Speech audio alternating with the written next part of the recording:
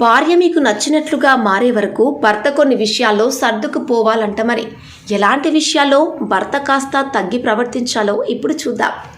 భార్యాభర్తల మధ్య ఎలాంటి దాపరికాలు ఉండకూడదు అని అందరూ చెబుతుంటారు. కానీ దాంపత్య జీవితం సంతోషంగా ఉండాలి అంటే భర్త కొన్ని విషయాల్లో కాంప్రమైజ్ అవ్వాలి. భార్య మీకు నచ్చినట్లుగా మారే వరకు భర్త కొన్ని విషయాల్లో సర్దుకుపోవాలంట. మరి ఎలాంటి విషయాల్లో భర్త కాస్త తగ్గి ప్రవర్తించాలో ఇప్పుడు చూద్దాం. మనుషులు ఒక్కొక్కరు ఒక్కొక్క రకంగా ఉంటారు. ముఖ్యంగా ఎత్తు బరువు విషయంలో చాలా తేడాలుంటాయి.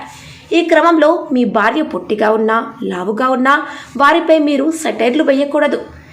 సెటైరికల్గా వారికి చెప్పడం వేరు. ఇలా వారి ఫిజికల్పై కామెంట్స్ చేయడం మీకు సరదా అనిపించవచ్చు, కానీ అది వారికి చాలా ఒత్తిడి తీసుకొస్తుంది. కాబట్టి ఇలాంటి విషయాలు చెప్పకపోవడమే మంచిది. వారు ఎలా ఉన్నా ప్రేమించడం అలవాటు చేసుకోవాలి. వంట చేయడం ఒక కళ, కానీ అది వ్యక్తిని బట్టి మారుతూ ఉంటుంది. ఒక వ్యక్తి చిన్నప్పటి నుంచి తన తల్లి వంట తిని పెరుగుతాడు. పెళ్లి తర్వాత భార్య వంట తినాల్సి వస్తుంది. అప్పుడు వెంటనే మా అమ్మ వంట బాగుంటుంది, నువ్వు అలా చేయలేదు అని చాలామంది అంటారు. ఆ మాట అస్సలు అనకూడదు. అది వారికి ఎక్కువ బాధ కలిగిస్తుంది. భార్యాభర్తల మధ్య గొడవలు జరగడం సహజం. వాటిని వీలైనంత తొందరగా పరిష్కరించుకోవాలి, లేదా వారు దాని నుండి కోలుకోవటానికి సమయం ఇవ్వాలి.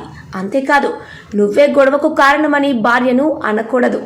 భార్య అంటే మరో కుటుంబం నుంచి భర్త ఇంటికి వచ్చి కేవలం తనపైనే ఆధారపడి జీవించే జీవి. కాబట్టి మీరు ఆమెను మీ కుటుంబంలో అంగీకరించారు. కాబట్టి మీరు వెంటనే వారిని మీకు నచ్చినట్లు మారమని ఒత్తిడి చేయకూడదు. కాస్త సమయం ఇవ్వాలి.